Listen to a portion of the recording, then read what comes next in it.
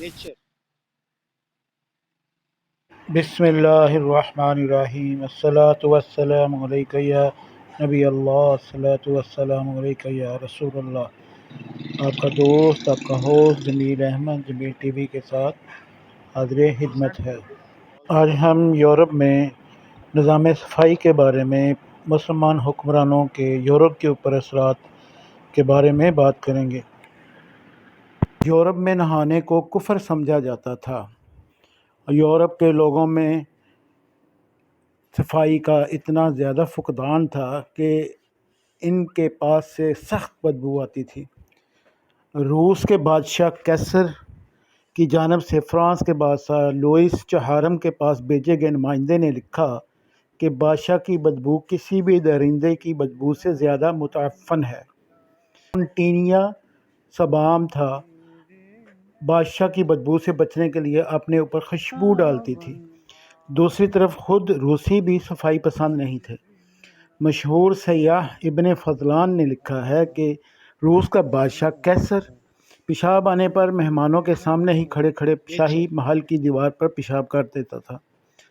چھوٹے اور بڑے پیشاب دونوں کے بعد کوئی استنجا نہیں کرتا۔ ایسی گندی مخلوق میں نے دنیا میں نہیں دیکھی۔ اندلس میں لاکھوں مسلمانوں کو قتل کرنے والی ملکہ ایزابیلا ساری زندگی میں صرف 2 بار نہائی۔ اس نے مسلمانوں کے بنائے ہوئے تمام حماموں کو گرا دیا۔ اسپین کے بادشاہ فلپ دوئم نے اپنے ملک میں نہانے پر مکمل پابندی لگا رکھی تھی۔ اس کی بیٹی ایزابیلا دوئم نے قسم کھائی تھی کہ شہروں کا محاصرہ ختم ہونے تک داخلی لباس بھی تبدیل نہیں کروں گی، اور محاصرہ ختم ہونے میں 3 سال لگے۔ یہ عوام کے نہیں، مغرب کے بادشاہ اور حکمران لوگوں کے واقعات ہیں جو تاریخ کے سینے میں محفوظ ہیں۔ جب ہمارے سیاح کتابیں لکھ رہے تھے، جب ہمارے سائنسدان نظام شمسی پر تحقیق کر رہے تھے، ان کے بادشاہ نہانے کو گناہ قرار دے کر لوگوں کو قتل کرواتے تھے۔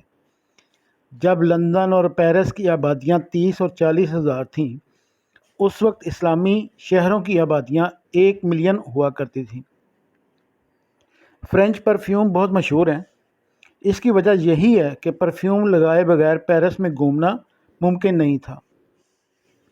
ریڈ انڈینز جب اہل یورپ سے لڑتے، گلاب کے پھول وہ اپنی ناک میں ٹھونس لیتے تھے۔ کیوں؟ اہل یورپ کی تلوار سے زیادہ ان کی بدبو تیز ہوتی تھی۔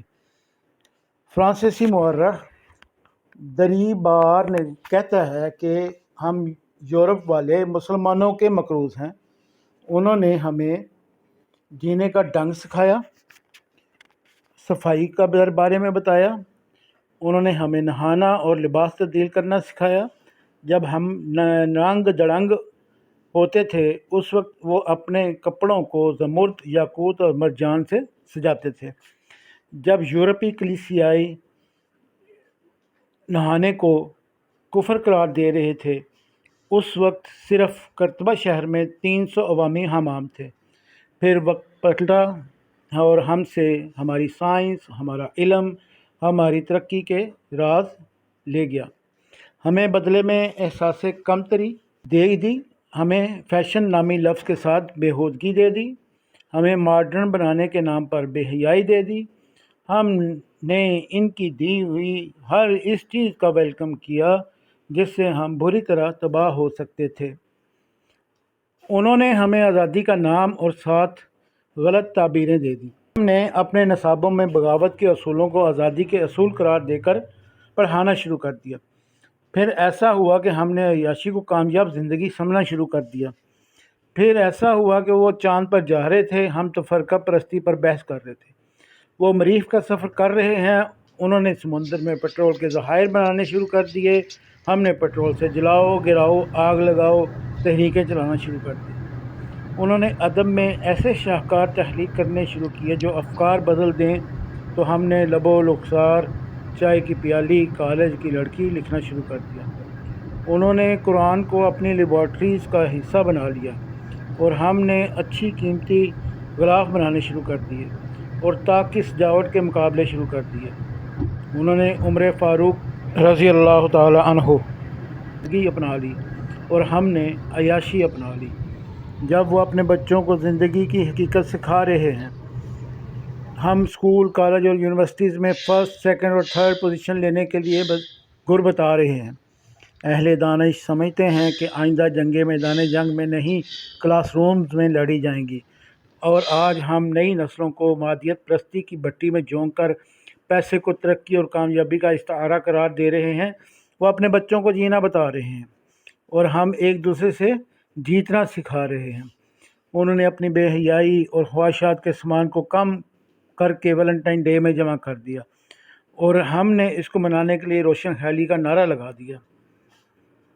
جب وہ شیکسپیئر اور گوئٹے کے کلام کو الہامی اور روحانی کلام ثابت کرنے کی کوشش کر رہے ہیں، عین اسی وقت ہم اقبال کو مشکل قرار دے کر اپنی نسل کو تن آسان بنا رہے ہیں۔ یہ ہے وقت کا پلٹا جو ہمیں خدا نے نہیں دیا۔ خدا بھی وہی ہے، زمانہ بھی وہی ہے، مگر معیار بدل گئے ہیں۔